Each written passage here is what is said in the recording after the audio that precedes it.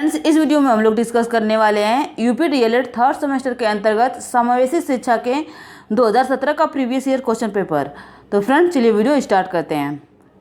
सबसे पहले वस्तुनिष्ठ प्रश्नों को देखेंगे। इसके अंतर्गत सबसे पहला प्रश्न है, विशिष्ट आवश्यकता वाले बच्चों को भागों में बांटा जाता है। तो फ्रेंड्स, विशिष्ट आवश्यकता वाले बच्चों को 4 भागों में बांटा जाता है। अगला प्रश्न है, टीएटी के द्वारा परीक्षण किया जाता है। तो फ्रेंड्स, यहाँ पर पूछा जा रहा है कि टीएटी के द्वारा परीक्षण किया जाता है। तो टीएटी के द्वारा व्यक्तित्व परीक्षण किया जाता है। और यदि पूछ लेता आपसे परीक्षा में कि टीएटी का फुल फॉर्म क्या होता है, तो टीएटी का फुल फॉर्म होता है थीमेटिक अप्रिसिएशन टेस्ट। ओके, चलिए अगला प्रश्न देखते हैं। अगला प्रश्न है, धीमी गति से सीखने वाले बच्चे की समस्या होती है। तो धीमी गति से सीखने वाले बच्चे की समस्या हो सकती है भाषा एवं वाणी की समस्या, दृष्टि एवं व्यवहारिक समस्याएं, श्रवण प्रत्यक्षीकरण की समस्या है। तो इसका उत्तर हो जाएगा उपयुक्त सभी। ओके, चलिए अगला प्रश्न देखते हैं। अगला प्रश्न है, अस्थिबाधिता के कारण है। तो फ्रेंड्स, अस्थिबाधिता के कारण है हो सकते हैं जन्मजात हो सकते हैं, या दुर्घटना के कारण हो सकता है, या बीमारी के कारण हो सकता है। तो इसका उत्तर हो जाएगा उपयुक्त सभी। ओके, चलिए अगला प्रश्न देखते हैं। अगला प्रश्न है, वाक दोष के प्रकार है। तो फ्रेंड्स, वाक दोष के 6 प्रकार होते हैं। ओके, अगला प्रश्न है, मंद बाधित बच्चे का डेसिबल स्तर होता है। तो फ्रेंड्स, मंद बाधित बच्चे का डेसिबल स्तर होता है 55 से 69 डीबी तक। ओके, अगला प्रश्न है, सामान्य बच्चे की आईक्यू होती है। तो सामान्य बच्चे की आईक्यू होती है 90 से 100। ओके, अगला प्रश्न है, विशिष्ट ऐसा व्यक्ति है जिसकी शारीरिक, मानसिक, बुद्धि, इंद्रिया, मांसपेशियों की क्षमताएं अनोखी है, यह कथन है। तो फ्रेंड्स, यह कथन हेवेट एंड फोर्नेस का है। ओके, अगला प्रश्न है, परामर्श का उद्देश्य आत्म परिचय या आत्मबोध है, यह कथन है। तो यह कथन रुथ स्ट्रेंग का है। ओके, फ्रेंड्स, अगला प्रश्न है, प्रतिभाशाली बच्चे की बुद्धि लब्धि होती है। तो प्रतिभाशाली बच्चे की बुद्धि लब्धि 140 से अधिक होती है। ओके, अगला प्रश्न है, स्वास्थ्य निर्देशन संबंधित है। तो स्वास्थ्य निर्देशन स्वास्थ्य सुरक्षा से संबंधित है। अगला प्रश्न है, पुस्तक a survey of the education gifted children के लेखक हैं। तो इसके लेखक हैं हैविग हर्स्ट। ओके, अगला प्रश्न है, मनोवैज्ञानिक किक ने समान एवं प्रतिभाशाली बच्चों की पहचान का आधार है। तो फ्रेंड्स, इसका उत्तर हो जाएगा बच्चों द्वारा किए गए कार्यों की गति के द्वारा।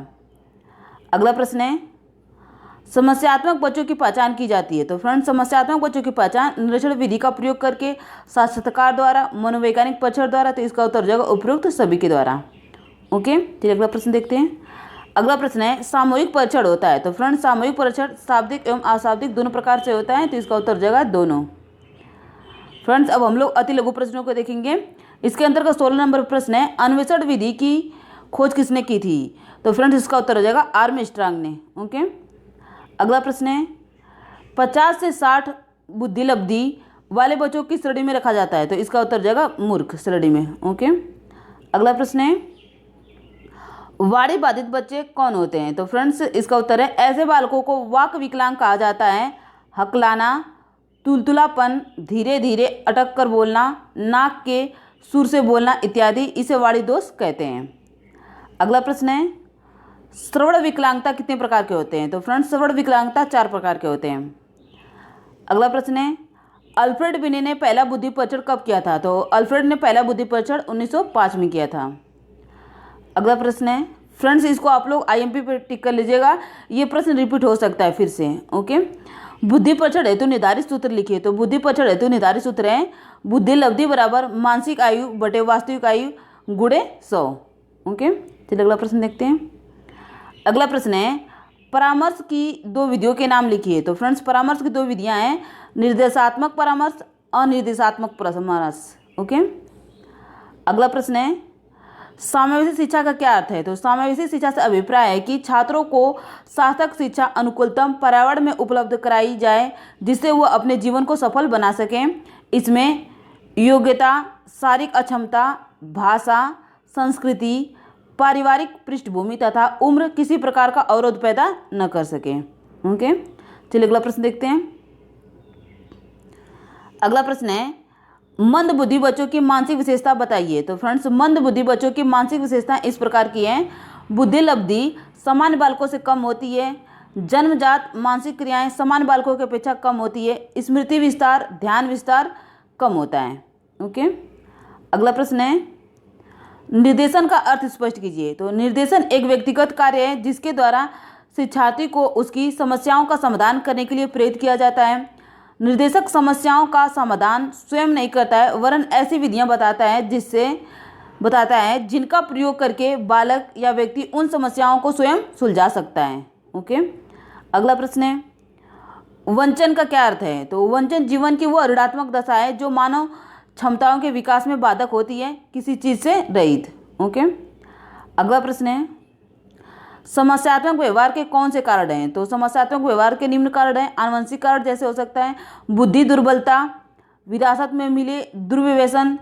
अगला है शारीरिक कारण, बहरापन, अंधापन, गंजापन, कम दिखाई देना, ऊंचा सुनना। ओके, आगे संवेगात्मक कारण, अंगूठा चूसना, बिस्तर गीला करना, चिड़चिड़ापन।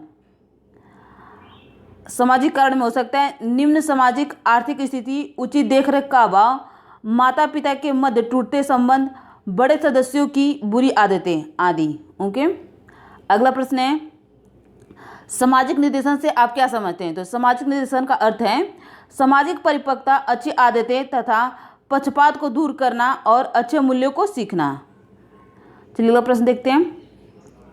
अगला प्रश्न है छात्रों का निर्देशन प्रदान करने वाली 2 विधियों के नाम लिखिए। तो निर्देशन प्रदान करने वाली ये विधियां हैं व्यक्तिगत तालिका सेवा, सूचना सेवा, परामर्श स्थापन सेवा। अगला है अनुवर्तन सेवा, फॉलोअप। ओके, अगला प्रश्न है प्रतिभाशाली बच्चे किन्हें कहते हैं। तो प्रतिभाशाली बालकों की बुद्धि सामान्य बालकों से अधिक होती है। मनोवैज्ञानिकों के अनुसार जिनकी बुद्धि लब्धि 140 से अधिक होती है वे प्रतिभाशाली बालक कहलाते हैं। कुछ बालकों की बुद्धि लब्धि 180 से 190 तक हो सकती है। तो फ्रेंड्स आज हम लोगों ने देखा 2017 का previous year question paper UP DElEd 3rd semester समावेशी शिक्षा के। तो फ्रेंड्स यदि आपको ये वीडियो पसंद आती है तो प्लीज़ ज़्यादा से ज़्यादा लाइक, शेयर और सब्सक्राइब कीजिएगा। धन्यवाद।